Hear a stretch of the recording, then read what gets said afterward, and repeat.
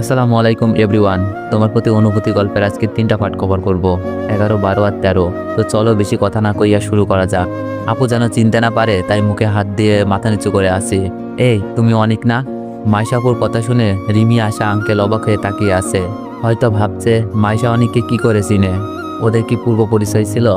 আশা বলল, ভাবি তুমি অনিককে চিনো? চিনি তো, অনেক আগে থেকেই। মাইশা আপু মনে হচ্ছে আজ সব ফাঁস করে দিবে। আমার মনে হচ্ছে এতে করে নিজেরই ক্ষতি হতে পারে। আঙ্কেল বলল, কিভাবে চিনো অনিককে? আসলে অনিক আমার ভাবির চাচাতো ভাই। কি হয়েছে অনিক, তুমি মুখ লুকিয়ে কেন? মাইশা আপু কিছু বাকি রাখলো না, ভাঙা ভাঙা গলায় বললাম, আপনি বলেন, আমি শুনতেছি। আঙ্কেল বলল, তোমার ভাবির চাচাতো ভাই, ব্যাপারটা পরিষ্কার করে বলো তো। আশা বলল, ভাবি আমার কাছেও কেমন গোলাটে লাগছে। আঙ্কেল আমি বলতেছি, প্লিজ একটু অন্য রুমে চলুন। অন্য রুমে যেতে চাইলাম কারণ আঙ্কেলকে বুঝিয়ে বলতে পারবো। আর আমার মনে হয় মাইশা আপু আমার অপবাদের কথা কিছুই জানে না, জানলে হয়তো আমার পরিচয় দিত না। মাইশা আপু বলল, কেন অনিক, এখানেই বলো। তোমার সাথে আমার প্রায় 2 বছর পর দেখা। শুনেছি বাসা থেকে কোথাও চলে গেছো, কারোর সাথে তেমন খোঁজ খবর রাখো না। আপু, দেখা যেহেতু হয়েছে, কথা অবশ্যই হবে, আর বাসা থেকে চলে আসার কারণটাও বলবো। আমার মনে হয় এইরকম একটা রাতকে এইসব কথার মাধ্যমে নষ্ট না করাই ভালো। আশা বলল, অনেক এখানেই বল, ভাবির সাথে তোর কিরকম সম্পর্ক? শোন তাহলে, তোর ভাবির সাথে আমার পরিচয় প্রায় 4 বছর, সুমি আপুর বিয়ের পর থেকে। কারণ তোর ভাবি সুমি আপুর ননদ, আর আমি সুমি আপুর চাচাতো ভাই। কিছু করার নাই, সবকিছু বলাই লাগলো, নয়তো একটা মিথ্যা টানতে টানতে 1000টা মিথ্যা চলে আসতো। রিমি চিন্তার ভাব নিয়ে বলল, তাহলে মিথিলা? মাইশা আপু বলল, মিথিলা আমার ভাইয়া আর আপন শালী। আচ্ছা আপু, পরে কথা হবে, অনেক রাত হয়েছে, ভালো থাকবেন। বলে সবাইকে বাইরে নিয়ে আসলাম। সবাই আমার দিকে তাকিয়ে আছে, মনে হচ্ছে এদের মনে হাজারো প্রশ্ন জমে আছে। আমরা সবাই আশার রুমে গিয়ে বসলাম। আঙ্কেল আমার সাথে ঘটে যাওয়ার বিষয়টা জানে, তাই ভয় বেশি। আশাকে আমি বুঝিয়ে নিতে পারতাম, কিন্তু আঙ্কেলকে? আঙ্কেল বললেন, মানিক, মাসে কি তাহলে তোমার দুলাভাইয়ের বোন? আস্তে করে বললাম, জি আঙ্কেল। এরকম একটা চরিত্রহীন ছেলের বোন আমার বাড়ির বউ হয়ে এসেছে। আগে জানলে কখনো এরকম ভাইয়ের বোনকে বউ করে আনতাম না। আঙ্কেলের ভাবভঙ্গিনায় রাগ দেখা যাচ্ছে। আঙ্কেল, মাইশা আপু অনেক ভালো, আর ওনার ভাইয়ের চরিত্র খারাপ বলে আপুর চরিত্র খারাপ হবে, ব্যাপারটা কিন্তু এরকম না। আপনি মাথা ঠান্ডা রেখে কয়েকদিন সবকিছু দেখুন, দেখবেন আপু সবার মন জয় করে ফেলেছে। আর ভাইয়ার শাস্তি বোনকে দিবেন না প্লিজ। আঙ্কেলকে যে বোঝানো যতটা কঠিন ততটাই সহজ, শুধু কথায় যুক্তি থাকতে হবে। আঙ্কেল বলল, মাইশা জানে তার ভাইয়ের চরিত্র এরকম? আমি বললাম, মনে হয় জানে না, এই ব্যাপারটা শুধু আমাদের বাসার মধ্যেই আছে, আর আপনাদের বলেছিলাম। আর আপু জানলে তো আমাকে খারাপ ছেলে ভেবে এইভাবে চিনে ফেলার সাথে সাথে পরিচয় দিত না আমার। আঙ্কেল বললেন, বুঝলাম, আমিও দেখি কয়েকদিন, মেয়ে ভালো হলেই ভালো, ফ্যামিলি জাহান্নামে যাক। ধন্যবাদ আঙ্কেল, ভালো কথা বলেছেন। আপুর ফ্যামিলি আপনার সংসার করবে না, আপুকেই সংসার করতে হবে। আমি আঙ্কেলকে সাপোর্ট করলাম। আশা বলল, অনিক, আমি কি ভাবিকে এইসব বলবো? তার ভাইয়ের চরিত্র তোকে বাসা থেকে বের করে দেওয়া হয়েছে? আমি বললাম, না বলিস না, কারণ এই কথা শুনলে আপুর চোখে তার ভাই ছোট হয়ে যাবে, ছোট হয়ে যাবে তোদের কাছে আপু নিজেই। যার অন্যায় সেই ভোগ করুক। আশা বলল, আচ্ছা ঠিক আছে। আঙ্কেল বলল, এখন কাউকে কোনো কিছু বলার দরকার নাই। যদি মাইশা জিজ্ঞেস করে অনেকে চলে আসার কারণ জানিস কিনা, বলবে আমাদের এখনো বলে নাই। আশা বলল, ওকে আব্বু। রিমি বলল, আচ্ছা আঙ্কেল, অনেক রাত হয়েছে, বাসায় যেতে হবে। আমি বললাম, আঙ্কেল, বিয়ের ভেজাল পর্যন্ত আমি আর আসছি না, আপুর ফ্যামিলির কেউ দেখলে প্রবলেম হতে পারে। আঙ্কেল বলল, আচ্ছা সাবধানে যেও। আশাদের বাসা থেকে রিমিদের বাসায় যেতে 5 মিনিটের রাস্তা, তাই হেঁটেই চলছি। রিমি বলল, অনিক, তোমার বিয়ে বাড়ি থেকে চলে আসার কারণটা তাহলে এটাই ছিল? আমি বললাম, আমি ওইখানে আব্বুকে মিথিলাকে দেখতে পেয়েছিলাম, আর সুমি আপুর শ্বশুর বাড়ি তো আমি চিনতামই। রিমি বলল, আমাকে বললে না কেন? আমি বললাম, সরি মিথ্যাটা বলার জন্য, আমি চাই নাই আমার জন্য তোমাদের বিয়ে বাড়ির আনন্দটা নষ্ট হয়ে যাক। রিমি বলল, তোমার মনে হয় তোমাকে ছাড়া বিয়েতে খুব আনন্দ কাটিয়েছি? আমি বললাম, জানি না, তবে আমার কিছু করার ছিল না।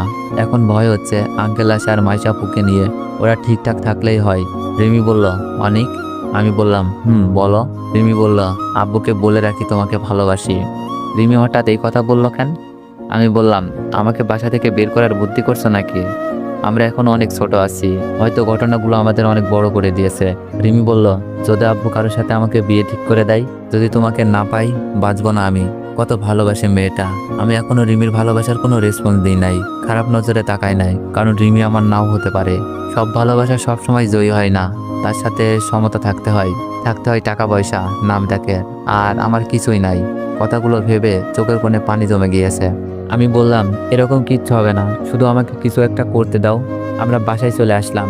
আঙ্কেল আন্টি জেগে টিভি দেখছে, আমরাও গিয়ে বসলাম। আর আশা ভাবি, দুলাভাইয়ের বোন সবকিছুই বললাম। আঙ্কেলও বলছে ভাইয়ের চরিত্রের কারণে বোনকে শাস্তি দেওয়া ঠিক হবে না। আঙ্কেলের সাথে কথা বলে ঘুমাতে চলে গেলাম। ফ্রেশ হয়ে শুয়ে আছি, ঘুম হচ্ছে না। মাথায় শুধু একের পর এক চিন্তা ঢুকছে, মাথাটাও ব্যথা করছে। ভাবছি আমার জন্য তো অনেকের অনেক ক্ষতি হয়েছে, শুধু মানুষের ভালো করতে গিয়েই। মিথিলা দুলাভাইয়ের ভালো করতে গিয়ে নিজেকে খারাপ করলাম, ভাবির খারাপ হয়েছিল। এখন না জানি আমার কারণে মাইশাপুর কোনো ক্ষতি হয় কিনা। আমি যদি সেখানে না যেতাম তাহলে হয়তো কেউ মাইশাপুর ভাইয়ের চরিত্রের কথা জানতাম না। এখন আশার পরিবার মাইশাপুর সাথে ভালো হলেও মাইশাপুর পরিবারকে ঘৃণার চোখে দেখবে, আর ঝগড়া হলে সবকিছুই ফাঁস। এইসব ভাবতে ভাবতে ঘুম হয়নি। সকালে একটু চোখটা লেগেছিল, নাস্তার জন্য রিমি ডেকে গেছে। চোখ কসলাতে কসলাতে উঠলাম, ফ্রেশ হয়ে খেতে গেলাম। খাবার খেয়ে কলেজে যাব প্ল্যান ছিল।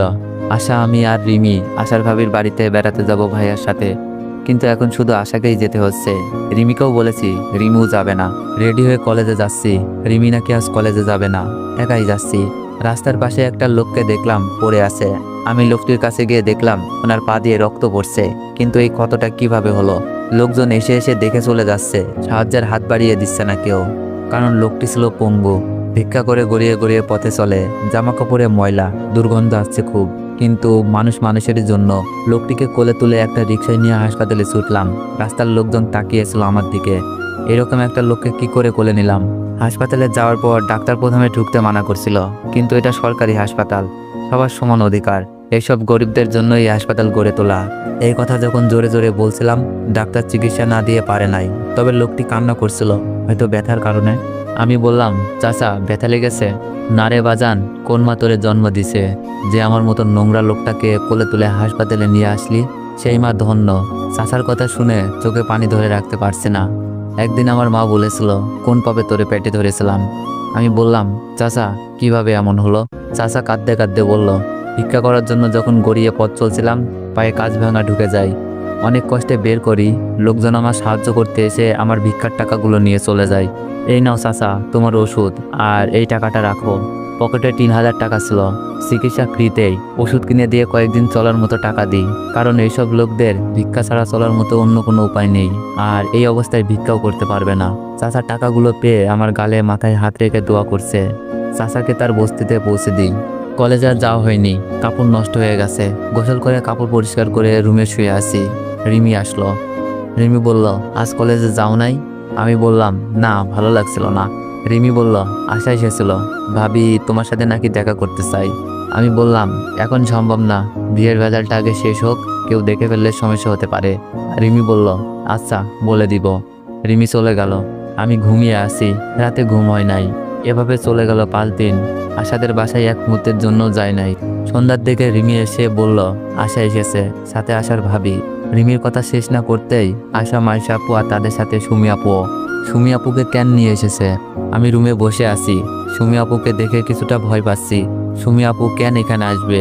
আমি এখানে আছি আপু জানলেও তো আসার কথা না, কারণ আপু জানে আমি মিথিলার সাথে খারাপ কিছু করতে চেয়েছি। তাহলে আপু কেন আসলো? আর মাইশা আপুই বা কেন এখানে? আমি কাঁপা কাঁপা গলায় বললাম, আপু তুমি কেমন আছো? আপু কিছু বলছে না, ফ্যাল করে তাকিয়ে আছে। আমি বললাম, আপু তুমি আমার সাথে দেখা করতে আইছো নাকি ঘটনা চক্রে দেখা? সুমি আপু বলল, মাইশা তোমরা একটু বাইরে যাও তো, অনেকের সাথে আমার কিছু একান্ত ব্যক্তিগত কথা আছে। সুমি আপুর কথা শুনে সবাই চলে গেল। আপু কি তাহলে ওই দিনের শাস্তিটা আজ দিবে? সেদিন তো আপু বাকরুদ্ধ হয়ে গিয়েছিল। আজ এতদিন পর আপু আমার সন্ধান পেয়ে হয়তো শাস্তি দিবে। আপু আমার দিকে এগিয়ে আসছে। আপুর হাতে কখনো চর খাইনি। আপু এগিয়ে আসতে দেখে ভয়ে চোখ বন্ধ করে ফেললাম। হঠাৎ দেখি আপু আমাকে জড়িয়ে ধরে কান্না করছে। আপু কি হয়েছে, তুমি কাঁদছো কেন? আমি তো অবাক, কি হচ্ছে এইসব? আপু কান্না করেই যাচ্ছে, কান্নার কারণ আমি কিছুই জানি না। আমি বললাম, আপু আপু আমার গালে চর বসিয়ে দিল। আমার সাথে কি হচ্ছে আমি কিছুই বুঝছি না। আপু হঠাৎ জড়িয়ে ধরে কান্না করলো, আবার চর বসিয়ে দিল। এসবের মানে আমি কিছুই বুঝছি না। আমি মাথা নিচু করে গালে হাত দিয়ে দাঁড়িয়ে আছি। সুমি আপু বলল, কেন করতে গেলে এসব? আপু হয়তো মিথিলার অভিনয়ের কথাটা বলছে। আমি মাথা নিচু করেই আছি। আমি বললাম, আপু সরি, ভুল হয়েছে। আমি মাথা নিচু করে দাঁড়িয়ে আছি। সুমি আপু বলল, কি সরি বলছিস? সরি তো আমাদের বলা উচিত। আমরা আমাদের সোনার টুকরো ভাইকে বিশ্বাস করতে পারি নাই। আপু কি বলছে তাহলে? আপু কি জানে নাকি ভালোবাসার আবেগে বলতেছে? আপু বলল, আমাদের জন্য এই বয়সে এত বড় ত্যাগ স্বীকার করলি? আমি বললাম, আপু আমি বুঝছি না আসলে তুমি কি বলতে চাচ্ছ। আপু বলল, বুঝছিস না?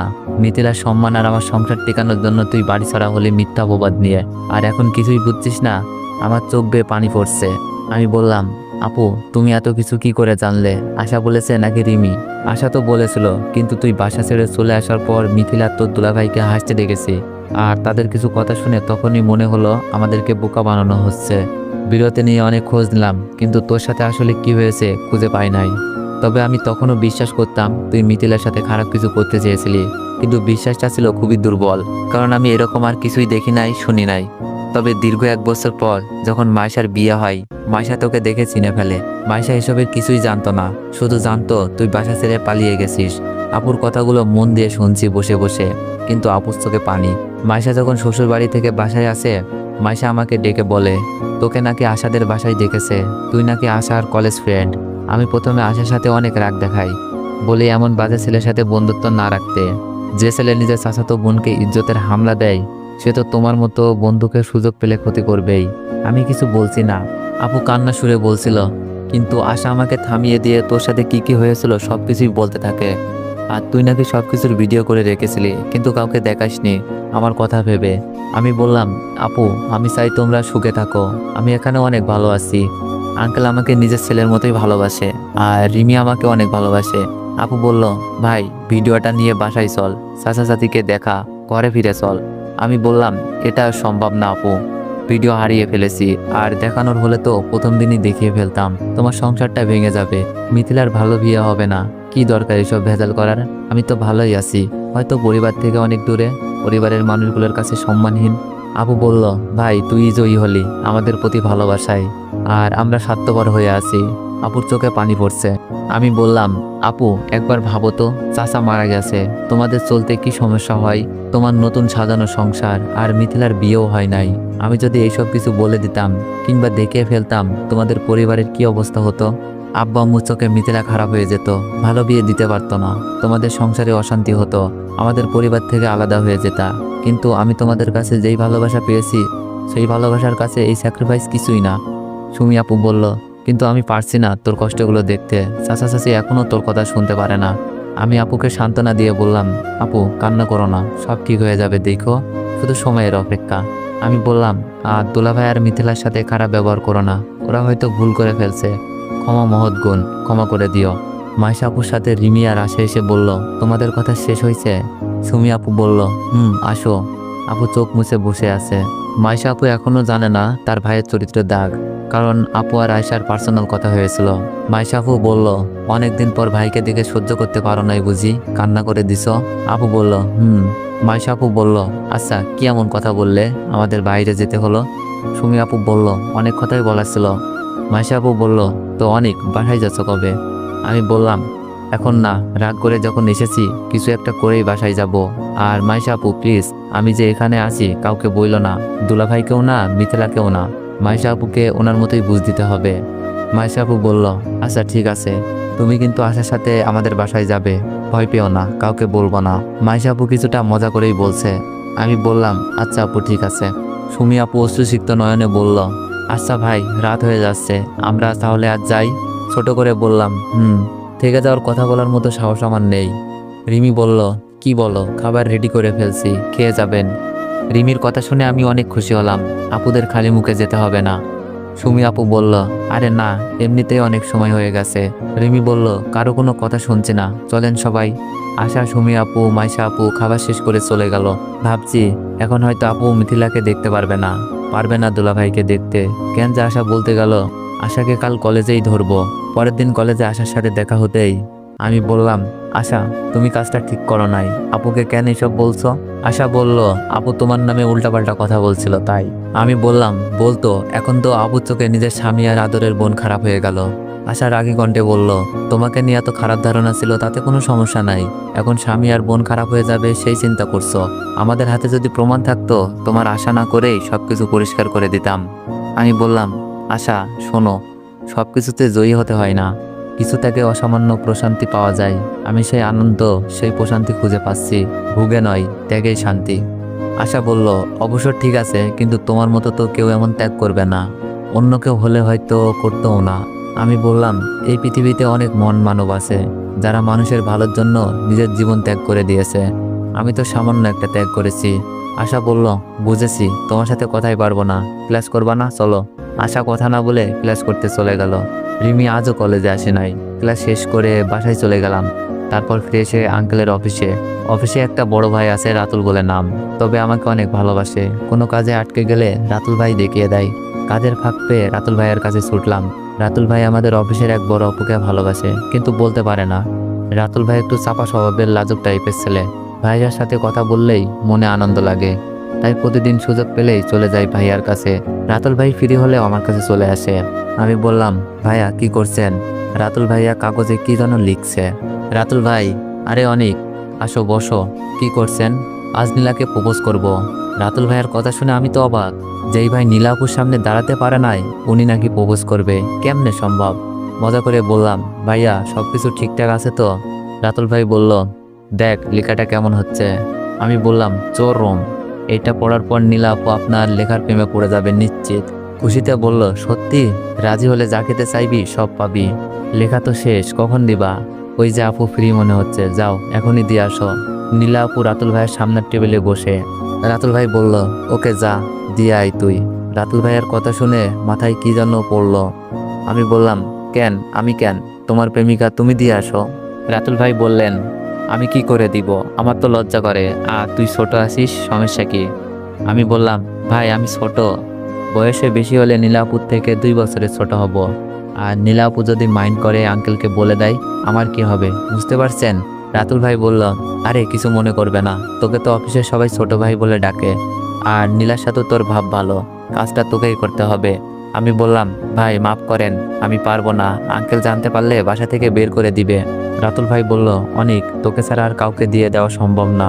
নীলা তুই ছাড়া অফিসের কারোর সাথে তেমন কথা বলে না, প্লিজ হেল্পটা কর। আমি বললাম, আচ্ছা এত করে যখন বলতেছেন, যা হওয়ার হবে দেন। উত্তেজিত হয়ে বলল, ধন্যবাদ অনিক। কাগজটা নিয়ে নীলা আপুর কাছে গেলাম। আমি ভয়ে ভয়ে, আপু আসতে পারি? নীলা আপু হাস্যোজ্জ্বল মুখ নিয়ে বলল, আরে অনিক তুমি আসো। কাগজটা দেওয়ার পর সেই হাসিটা থাকে কিনা কে জানে। আপু কেমন আছেন? কাগজের কথা বলতে হাঁটু কাঁপছে। ভালো। অনেক কিছু বলবা? নীলা আপু হয়তো বুঝতে পারছে না, মানে এটা আপনার জন্য। কাগজটা হাতে দিয়ে বললাম। নীলা আপু বলল, কি এটা? আমি ভয় নিয়ে বললাম, প্রেমপত্র। হ্যাঁ অথবা না বলবেন, দয়া করে আঙ্কেলকে বলবেন না প্লিজ। আঙ্কেল জানতে পারলে অফিস থেকে প্লাস বাসা থেকে বের করে দিবে। নীলা আপু চিন্তার ভাব নিয়ে বলল, তুমি আমাকে প্রেমপত্র দিচ্ছ? না মানে আমি কিছু বলতে পারি নাই। দাঁড়াও, কথা পরে বলো, আগে পড়ে দেখি কি লিখছো। নীলা, আমি আপনাকে অনেক ভালোবাসি, কিন্তু লজ্জার কারণে বলতে পারছি না। আমার মনে অনেক ভয় আপনি রাগ করেন কিনা।